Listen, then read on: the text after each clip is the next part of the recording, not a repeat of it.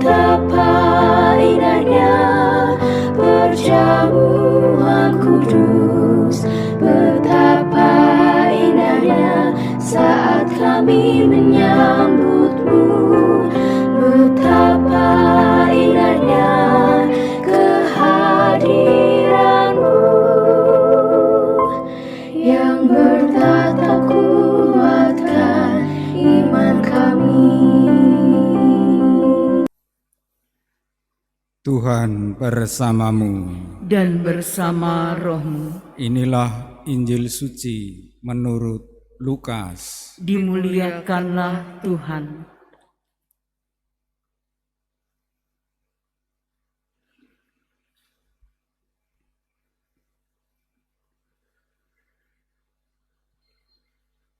Sekali peristiwa Yesus memanggil ke-12 muridnya, lalu memberikan tenaga dan kuasa kepada mereka untuk mengusir setan-setan dan untuk menyembuhkan penyakit-penyakit.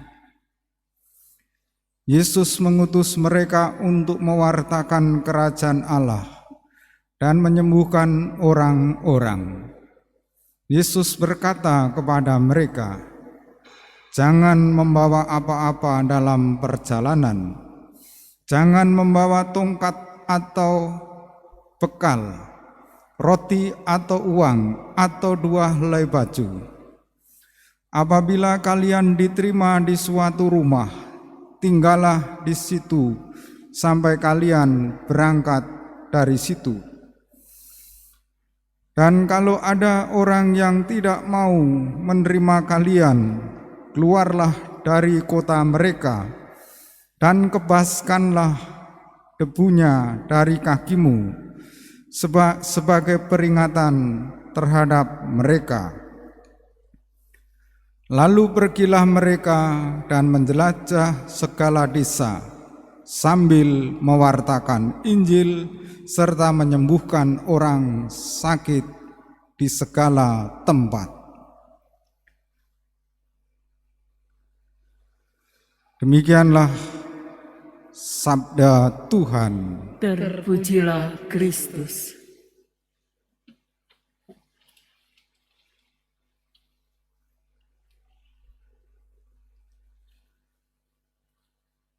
Umat Allah yang terkasih, mungkin kita pernah mendengar ungkapan, "Saya diberi kesempatan kedua," atau "ini nyawa kedua." Biasanya ungkapan seperti itu ketika orang nyaris gagal atau hampir mati, tetapi berhasil dan hidup lagi. Orang yang mengalami ungkapan seperti itu seharusnya rendah hati, menyadari bahwa keterbatasan hidup ini dan mengandalkan Tuhan.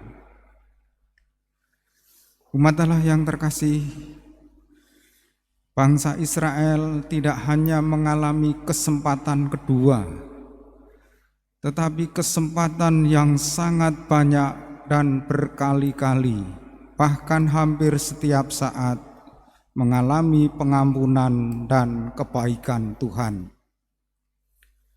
Begitu mereka berdosa atau jatuh, Tuhan menolong.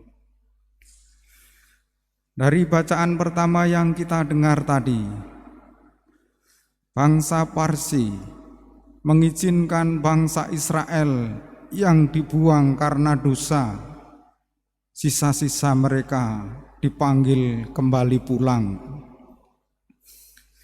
Dan ketika pulang mereka diizinkan membangun bait Allah, rumah Tuhan di Yerusalem.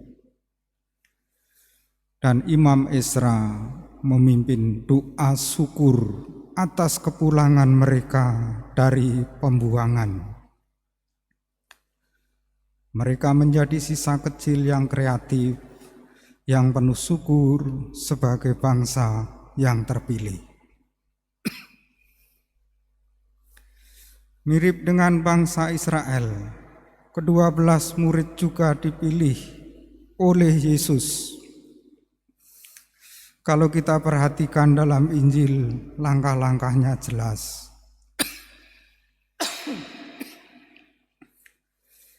Yang pertama, mereka dipilih.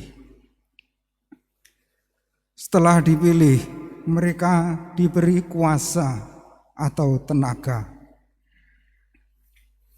Dan kuasa itu diberikan oleh para murid untuk mengusir setan-setan, menyembuhkan berbagai macam penyakit, juga untuk mewartakan kerajaan Allah.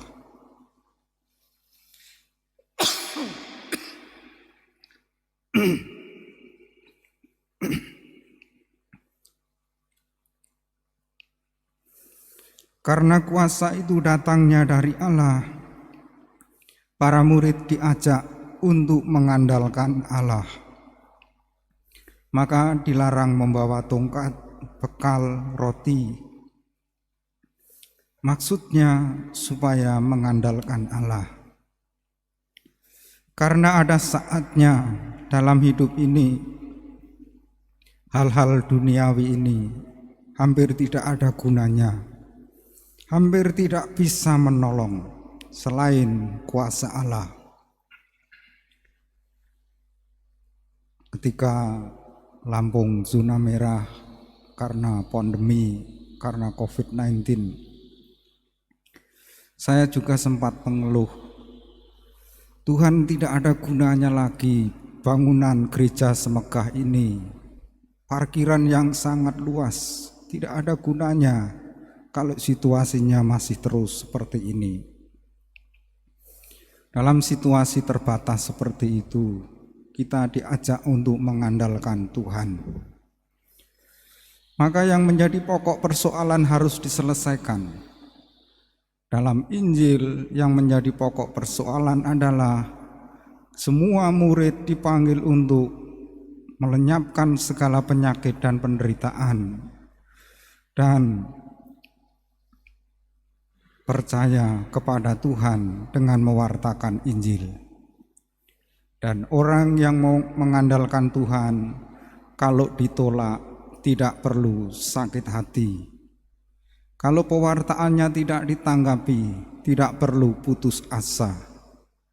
Kebaskanlah debu dari kakimu sebagai peringatan terhadap orang-orang yang menolak pewartaanmu, yang menolak cara hidupmu sebagai murid-murid Tuhan. Hari ini Koko Franco dan Mama akan dibaptis sebagai awal panggilan seorang murid Tuhan. Sakramen baptis menghapuskan dosa asal dan dosa pribadi, dimasukkan dalam persekutuan orang beriman.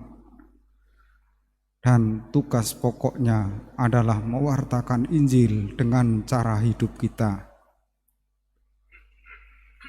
Tuhan memberi kuasa, Tuhan menyertai. Mari kita mengandalkan Tuhan dalam kehidupan setiap hari. Seperti pesan Nabi Isra, Imam Isra kepada bangsa terpilih Israel. Seperti pesan Yesus kepada 12 murid atau 12 rasul. Kita diajak untuk membaharui diri terus-menerus dan menghadirkan kerajaan Allah.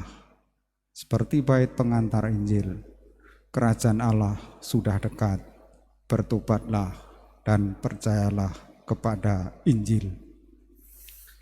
Maka tibalah upacara sakramen baptis. Betapa indahnya kehadiranmu.